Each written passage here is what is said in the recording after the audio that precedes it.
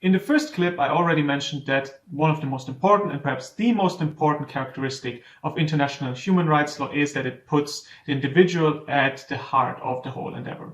Rather than this being a story of states, it's individuals that have the rights and that they get to claim their rights, which really changes the whole operation in ways also that cannot necessarily be understood in reference or in comparison to general international law. In other words, once you get to focus on the individual, there are quite a few consequences that are very specific and that should be spelled out, which I would like to do in this video.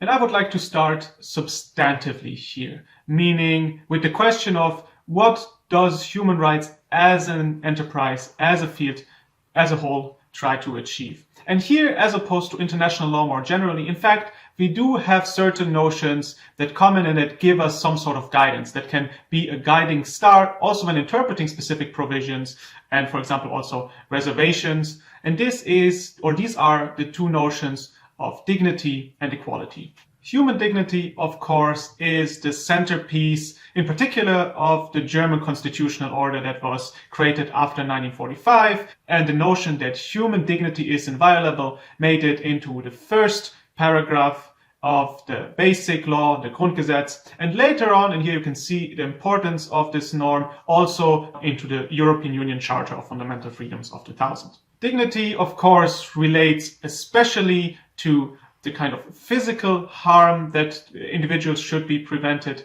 from receiving. But it's generally a malleable and very broad notion, and over time it has come to include a lot of other things, including also, of course, social and economic, cultural right, everything that an individual needs to thrive in their community, in their society. Equality, of course, is at least as broad an idea, and in fact it takes on quite different meanings depending on what we are talking about. In a few weeks' time we'll talk about equality in a context of non-discrimination and the fact that a substantive part of human rights law tries to prevent particularly groups of individuals from being discriminated against. But equality also, of course, has a sort of broader meaning, namely the equality of all persons, if we go back, for example, to the French Revolution and philosophical understandings.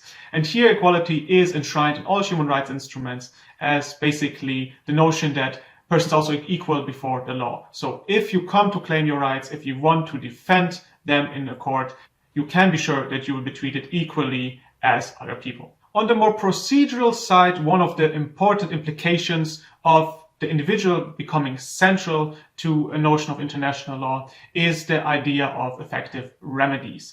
Now, remedies is a broad term, and you might be thinking first of legal remedies, so launching court proceedings, but obviously these can also be, for example, administrative remedies, as long as they are, and I quote the European Court of Human Rights here in one of its early landmark cases, these remedies are practical and effective and not theoretical and illusory. This also includes, by the way, and I will get to this in a second when I talk about indirect horizontal effect, this also includes a duty to investigate violations of other actors. So even there should be a remedy, and this remedy is put down or is guaranteed in human rights law. Relatedly, and I've said this a few times now, there is the individual right to petition, absolutely central to any notion of human rights and to the protection of human rights. Individuals become legal subjects, which they were not pre-1945, and they can bring their case not just to domestic institutions, but also to international courts and institutions. Now, there is an important caveat here, and this is that as an individual, you first have to exhaust all the domestic remedies, so you firstly need to go to the national courts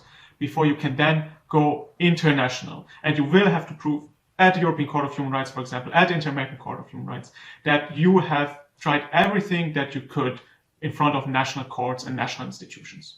And finally, of course, and this was the third question that I posed to you for the readings, we have the issue of whether private parties, so non-state actors, also hold human rights obligations. Because obviously, if we put the individual center stage, if we say it's not only anymore about states, then the question arises, well, what happens if it's not a state, but actually another entity that goes on to violate established human rights of an individual? Now, it's here that the structure of international law catches up with us. So at the end of the day, because international law is as it is, states are those that are responsible. States are the duty holders under international law. And there is, in fact, at the moment, at present, no direct horizontal obligation, human rights obligation. So the whole idea that human rights need to be respected, protected, and fulfilled applies to states, but not to non-state actors. I am cutting some corners here because in particular international organizations